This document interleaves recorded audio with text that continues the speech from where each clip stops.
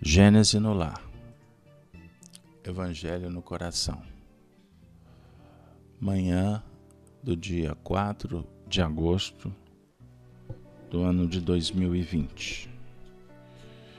Agradecemos ao Pai, ao Senhor da vida, a oportunidade de mais uma vez nos reunirmos para contemplar a beleza da vida e celebrar o dom, a inteligência, a sensibilidade, os sentimentos que nesse instante acionados se encontram para a conexão com o mundo maior. Relembramos a fala de Jesus registrada no Evangelho de Mateus,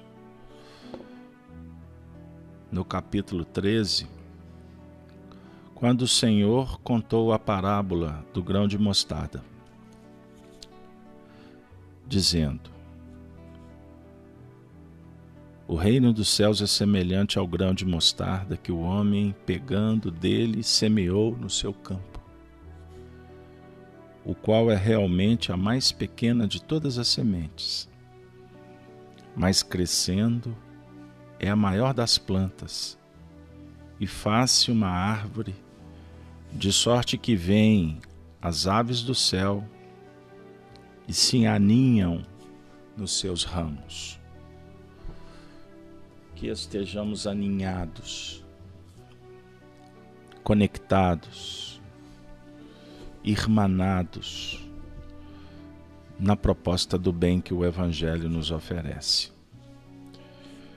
Nós estamos orando com Allan Kardec, através de suas inesquecíveis palavras registradas no Evangelho segundo o Espiritismo, no capítulo 27, no item 9, quando ele diz sobre a oração, ação da prece. A prece é uma invocação, mediante a qual o homem entra pelo pensamento em comunhão com o ser a quem se dirige. Pode ter por objeto um pedido, um agradecimento ou uma glorificação. Que esse instante represente esses três movimentos que a oração sugere. O tema do nosso encontro, aonde estamos refletindo em torno da oração dominical, que é a oração referência, símbolo que Jesus nos ofereceu como um dos maiores presentes que a humanidade já recebeu. Hoje, o tema: livra-nos do mal e da tentação. Vamos observar o item 6º do capítulo 28 do Evangelho segundo o Espiritismo. E o nosso objetivo nessas manhãs não é apenas o encontro com o Senhor e com o mundo espiritual, mas também juntos enaltecermos as palavras de Allan Kardec e, portanto, compartilhá-las. Ele, então, comenta esse item 6º, o trecho: não nos deixes entregues à tentação, mas livra-nos do mal. Ouçamos Kardec. Dá-nos, Senhor, a força de resistir às sugestões dos espíritos maus, que tentam desviar-nos da senda do bem, inspirando-nos maus pensamentos. Mas somos espíritos imperfeitos, encarnados na terra para expiar nossas faltas e melhorar-nos. Em nós mesmos está a causa primária do mal. E os maus espíritos mais não fazem do que aproveitar dos nossos pensamentos viciosos em que nos entretêm para nos tentarem. Cada imperfeição é uma porta aberta à influência deles, tanto que são impotentes e renunciam a toda tentativa contra os seres perfeitos. É inútil tudo o que possamos fazer para afastá-los. Se não lhes opusermos decidida e inabalável vontade de permanecer no bem e absoluta renunciação ao mal. Contra nós mesmos, pois, é que precisamos dirigir os nossos esforços e, se o fizermos, os maus espíritos naturalmente se afastarão, porquanto o mal é que os atrai, ao passo que o bem os repele. Senhor, ampara-nos em nossa fraqueza, inspira-nos pelos nossos anjos guardiões e pelos bons espíritos a vontade de nos corrigirmos de todas as imperfeições, a fim de obstarmos aos espíritos maus o acesso à nossa alma. O mal não é obra tua, Senhor, porquanto o manancial de todo o bem nada de mal pode gerar. Somos nós mesmos que criamos o mal, infringindo as tuas leis e fazendo mau uso da liberdade que nos outorgaste.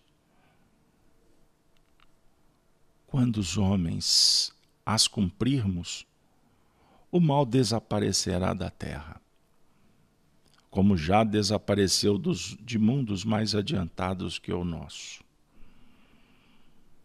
O mal não constitui para ninguém uma necessidade fatal, e só parece irresistível aos que nele se comprazem. Desde que temos vontade para o fazer, também podemos ter a de praticar o bem. Pelo que, ó meu Deus, pedimos a tua assistência e a dos bons espíritos, a fim de resistirmos à tentação.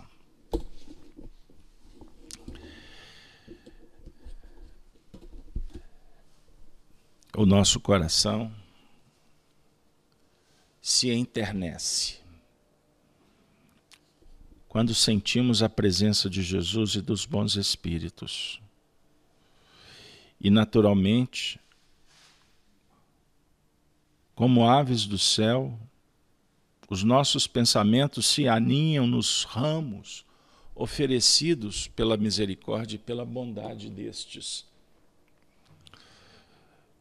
que nos sugerem que confiemos na providência divina, que dá a todos o necessário.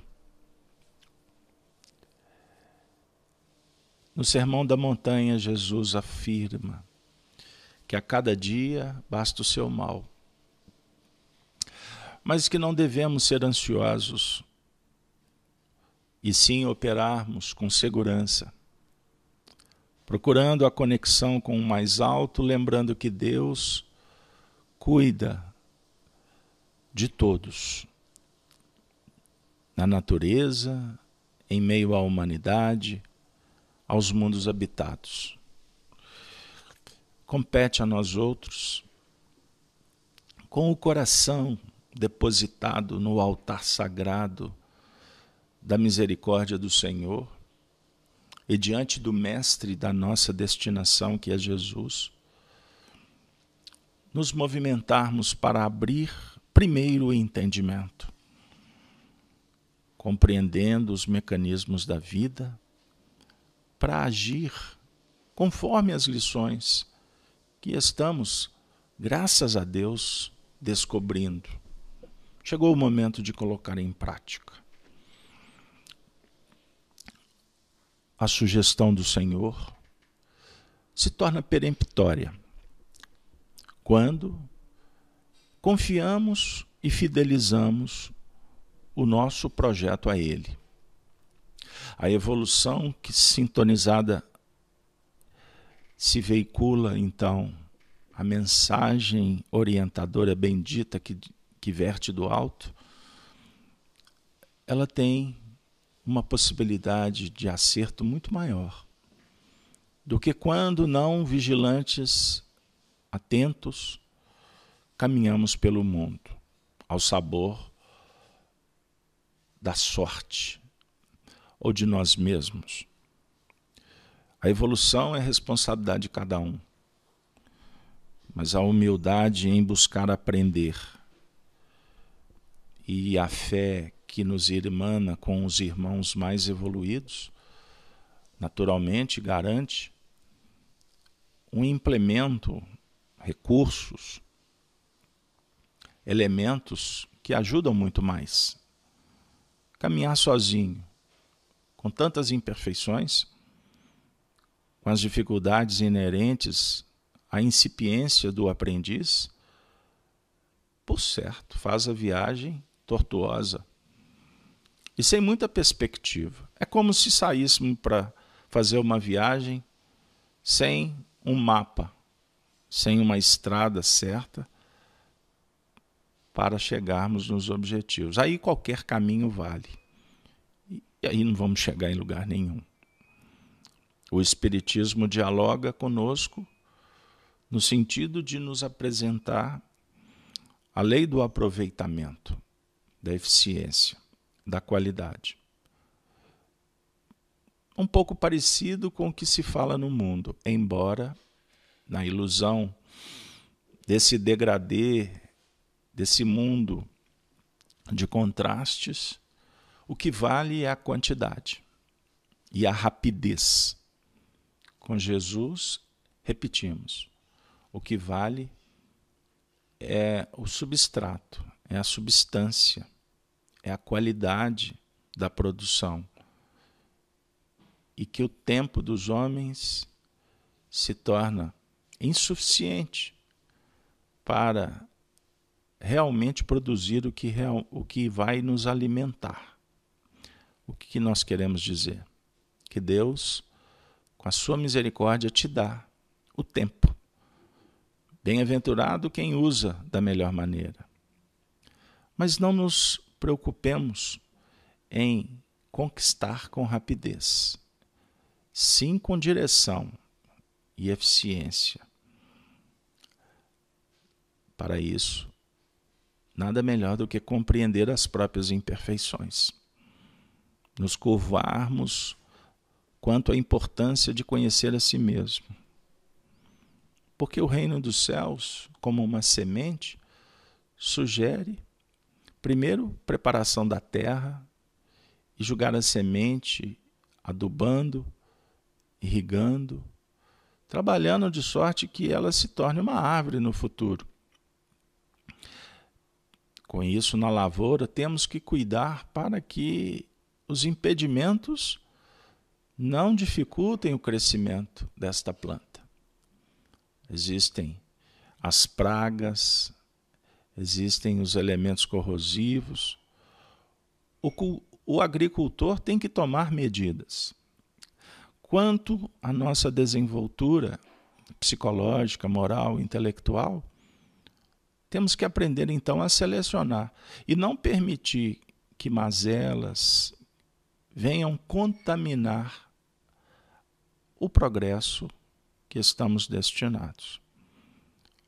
O impedimento maior é a imperfeição, que foram notas construídas por hábitos não produtivos para o espírito, que atendeu de acordo com a sociedade, criando vícios e, naturalmente, condicionamentos, que redunda em mazelas. Imperfeição moral gera doenças. Por quê? Estaremos desarmonizados com a própria engrenagem da vida. Então, o que significa a enfermidade? É um desconforto gerado por uma mente em desalinho, que será convidada naturalmente para a recomposição, reparação. Então, a doença é transitória. Como qualquer problema, surge no caminho para ser resolvido. Porque é importante refletirmos que nós, quanto na Terra, não somos o corpo. A gente julga ser o corpo. O corpo é apenas um veículo. Quando, diante da desencarnação, por que a gente fica tão pesaroso? Por que a gente se entristece tanto, ao invés de agradecer um indivíduo que cumpriu a sua tarefa e já não mais precisa do corpo? O corpo o veicula a nossa tradição social, o nosso convívio. Mas, na verdade, ele é apenas um instrumento. Então, quando o espírito deixa este vaso bendito, ele vai percorrer outras esferas, outros caminhos, outras ambiências de convivência, inclusive. Então, ao invés de lamentar, deveríamos, como os índios do norte do continente, festejar a partida de um ser que deixou um legado bendito. Mas as imperfeições sugerem também influências, que nada mais são do que tomadas, portas abertas, que nós mesmos oferecemos através dos maus pensamentos, do movimento egóico que atraímos por uma questão natural, aquelas vibrações que são resultantes de pensamentos que estão em consonância com as nossas escolhas. Bora lá. Em nível de religião, a presença de espíritos em nossas vidas, o judaísmo, o cristianismo e outras tradições registraram ao longo do tempo. Mas se nós prestarmos um pouquinho atenção na história, foi o cristianismo, com Jesus, que definiu uma trajetória terapêutica para tratar das influências espirituais. Então, vocês não vão encontrar esse diálogo em tradições da Índia, do Oriente, com tanta pujança quanto no cristianismo, que depois foi assunto complexo do catolicismo e das religiões derivadas, com, inclusive, a análise das curas feitas por Jesus, mas sob o ponto de vista de extirpar ou de afastar demônios. Quando o Espiritismo abre os portais de uma nova era, dialogando ou tendo como base principal em sua teoria moral o cristianismo, a mensagem do Cristo, Kardec abriu um procedimento inicialmente definido por uma ciência experimental e que naturalmente redunda em um convite a um ramo da ciência do futuro, lidar com as obsessões. Porque, de acordo com as imperfeições, os vícios, gerando enfermidades físicas, há também a geração de patologias no campo psíquico. As psicopatologias, como que doenças psicossomáticas, que naturalmente são explicáveis pelo contato com energias, com vibrações, pensamentos e sentimentos de baixo curso. E nós, com Kardec, aprendemos que os espíritos influenciam mais do que se imagina, conforme a questão 459 da obra fundamental, o Livro dos Espíritos.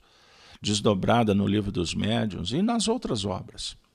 Por exemplo, no livro A Gênese, Kardec fala, no texto que trata dos fluidos, que quando em contato com espíritos viciosos, doentes, há uma impregnação fluídica que se dá pelo perispírito destas entidades em contato com o nosso perispírito. Esses fluidos podem, inclusive, gerar doenças físicas, que não são diagnosticadas pela ciência tradicional. Aí vem a terapêutica, do esclarecimento destes espíritos, a tentativa de moralizar ou de propor mudanças no campo moral, para que naturalmente redunde em afastamentos, desvinculações que estão alimentando doenças nas dimensões que se intercambiam entre encarnados e desencarnados. O encarnado sofrerá no campo orgânico as consequências. O espírito não tem o corpo físico, mas ele naturalmente cria problemas na sua própria estrutura perispiritual. A oração toca-nos, porque ela é um veículo poderoso para trabalhar nessa terapêutica. Então, sem estender, porque o nosso encontro não é um estudo doutrinário. Aproveitamos a mensagem para elencar alguns pontos e sugerir que todos que estão no Gênesis, no Lar, no Evangelho da Manhã, estudem os assuntos nas palestras semanais ou nos seus conjunto com seus pares, ou nas leituras que são realizadas em casa. Nós aqui precisamos de alimentar um outro viés, um outro sentimento, criar um outro painel, o painel terapêutico que nos conforta, que nos consola.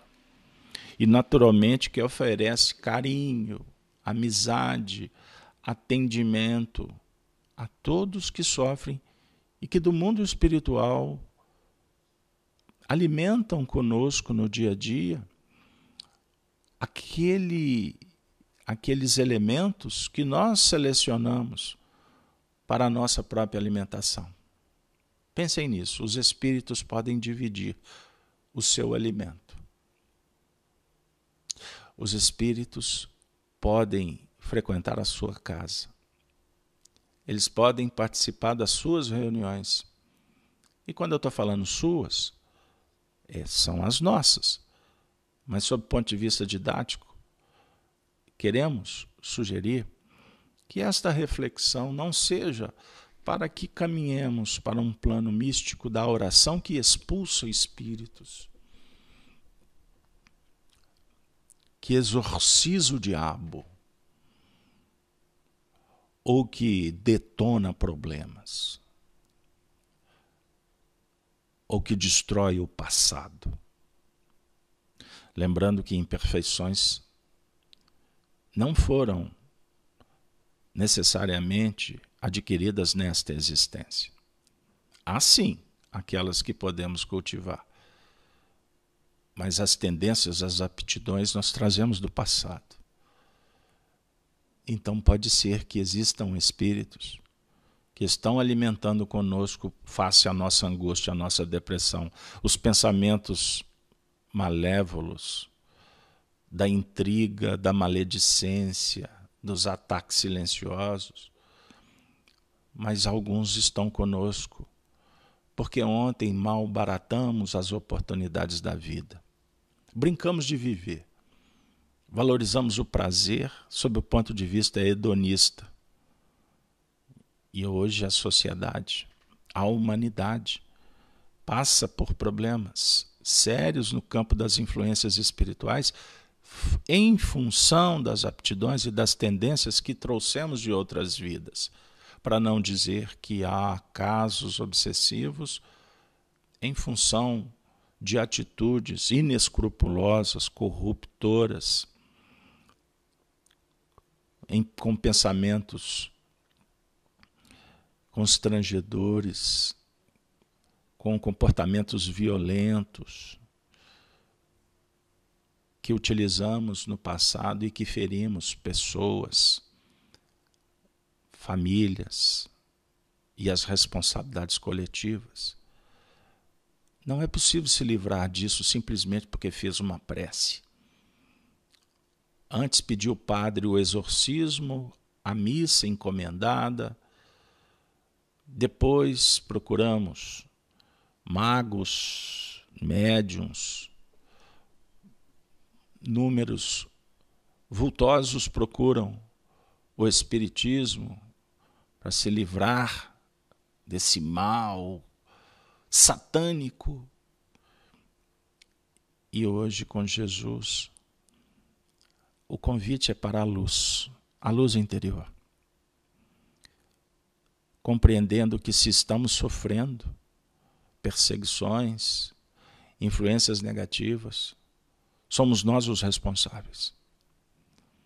Se foi ontem ou se foi antes de ontem, sob o ponto de vista do tempo dos homens, desta vida ou de outras encarnações, não nos importa mais. Nós não estamos aqui para apertar um botão e travar uma outra guerra, da luz contra a treva. Não, não.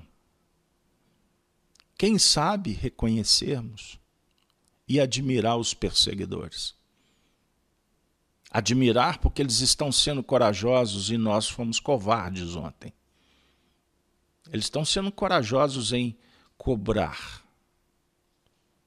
E nós poderíamos ser humildes, reconhecendo o valor e agradecer, pedindo a Deus que abençoe a todos, eles e nós, outros, para que a gente possa sair desse painel, porque ele não se justifica.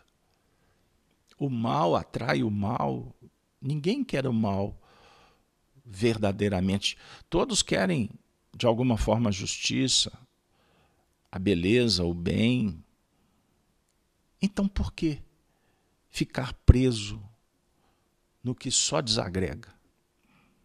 Chegou o momento a gente abrir mão disso, porque não vale a pena.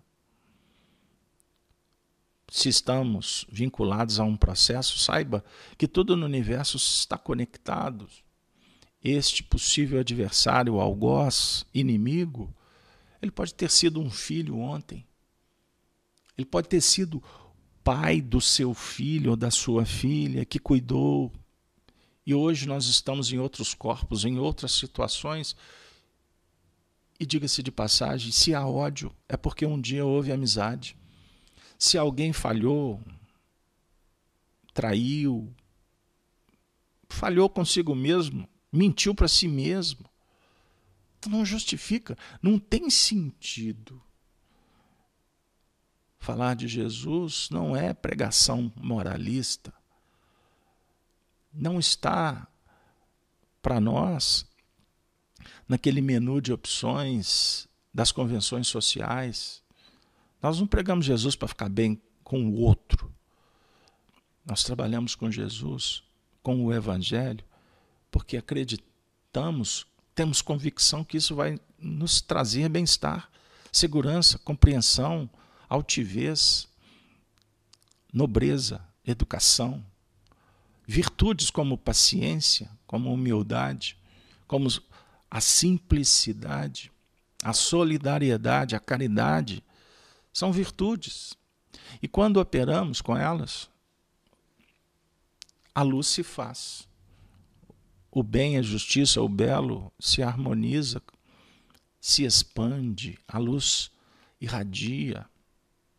Senhor, fragilizados, nos dê força, é o que te pedimos, para que não só compreendamos, mas para que a gente possa seguir adiante no rumo certo das práticas do dia a dia, de cada momento.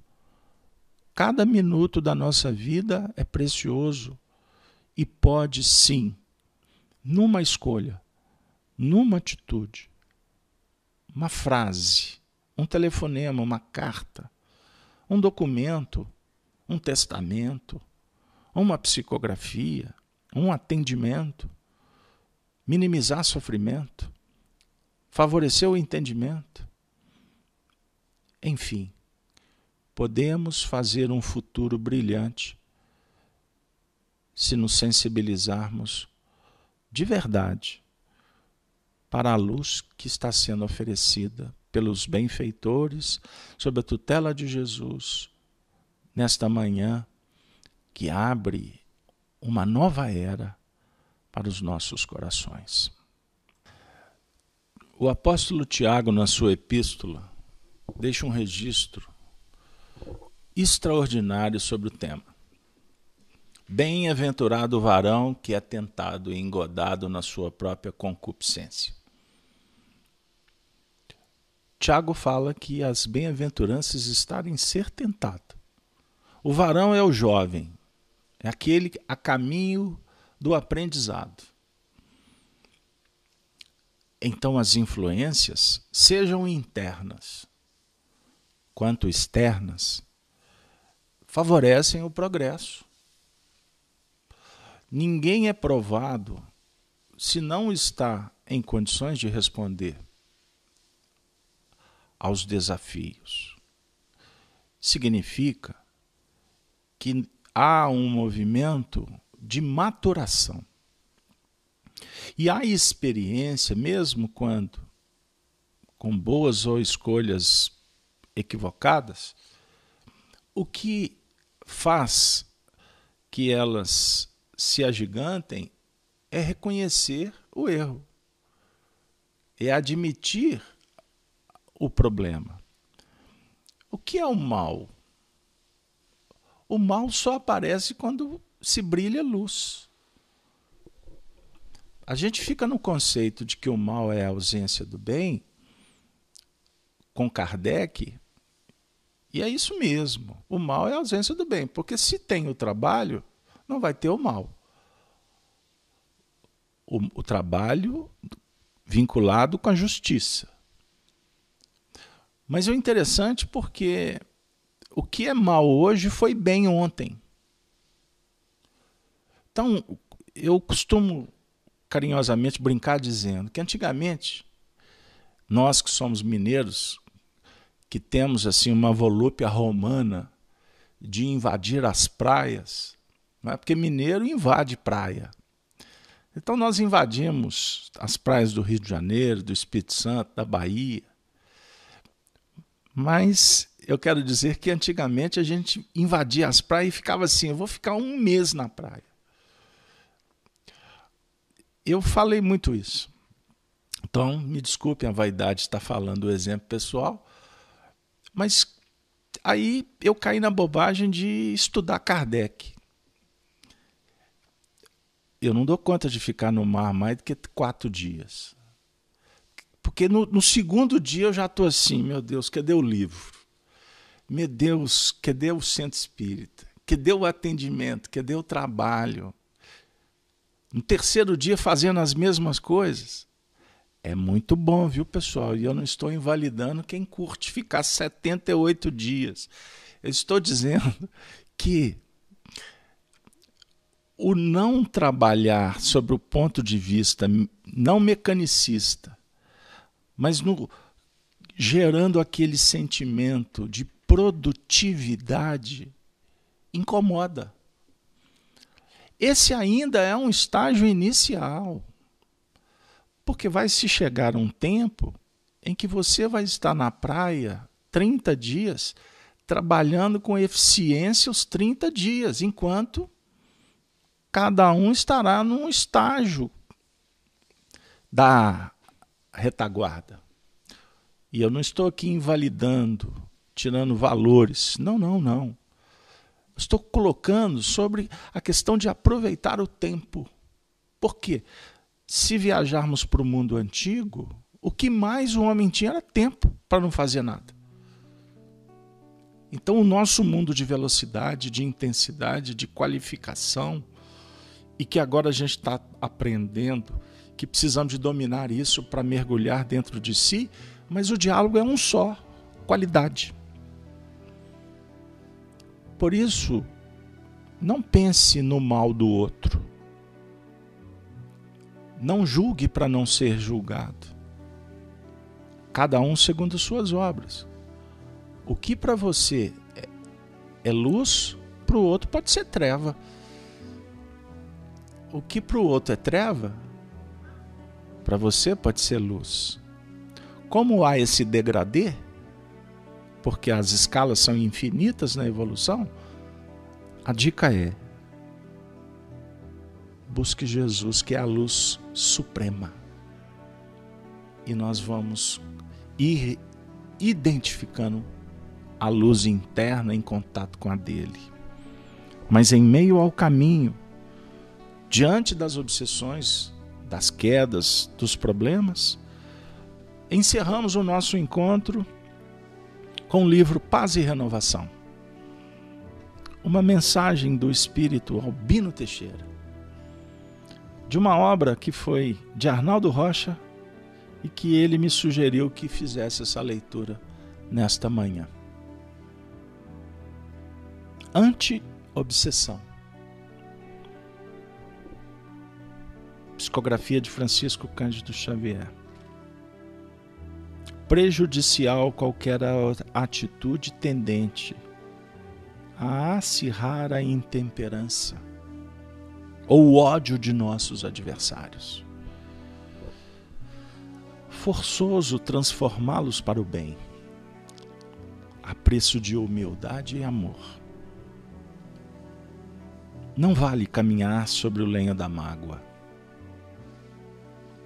Aconselhável dissolver o peso morto de quaisquer golpes na fonte do esquecimento. Inútil gritar contra as próprias dívidas. Imperioso examiná-las com serenidade para configurar com elas a maneira mais segura de pagamento. Ruinosa qualquer irritação à frente do obstáculo. Razoável estudá-lo para a devida superação. Absolutamente negativa a decisão de agitar as próprias cadeias. Justo analisar os motivos da prisão, a fim de saná-los. Amigos do canal Gênesis no Lar, da FEAC Minas, convençamo-nos de que aversões, animosidades, conflitos acalentados e ressentimentos, sejam quais forem, são pontos de contato para tomadas de obsessão. E toda obsessão é entretecida de trevas. Não adianta, desta forma, esbravejar contra as sombras. Para arredá-las, é preciso acender uma luz. Observemos, sintamos, intercambiamos com a luz.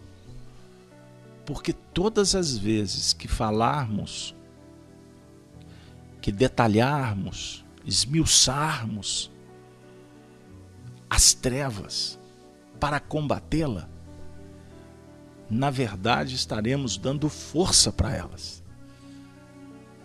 É diferente quando se pensa, se sente, se vibra na luz, tudo se acalma, tudo se ajusta. A solução aparece, porque estaremos em busca de uma novidade de vida. E para encerrar, é justo que recordemos que o significado da palavra evangelho significa boa nova, boa notícia. Tudo isso disse Jesus por parábolas à multidão, e nada lhes falava sem parábolas. para que se cumprisse o que fora dito pelo profeta, que disse: abrirei em parábolas a minha boca, publicarei coisas ocultas desde a fundação do mundo. Porque há de chegar um tempo que não mais falarei por parábolas, dialogarei com amigos, porque o mestre não pode falar tudo, o amigo sim. Tende bom ânimo, eu venci o mundo. Vençamos o mundo interior e não mais querer ser vencedor, aplaudido, admirado, reconhecido, inserido numa sociedade que não conhece a si mesmo. Por isso as contradições e o alimento substancial às obsessões, a ilusão,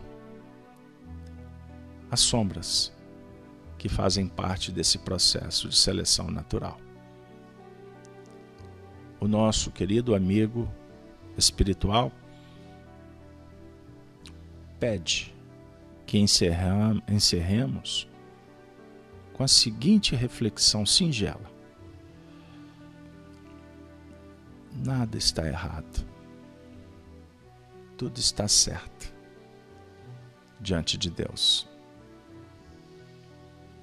Quem fala que está errado é que está desajustado, desconectado com a lei divina e os seus mecanismos de manifestações, englobados pelo amor de Deus, que dialoga com os seres da criação numa linguagem sinfônica, poética, harmoniosa, conhecida como misericórdia.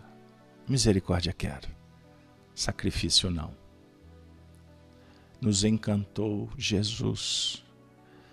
Tenham todos um dia de muita paz, de confiança na providência divina e no amparo dos benfeitores da vida maior. Ave Cristo sela o trabalho desse projeto. Muito obrigado a todos.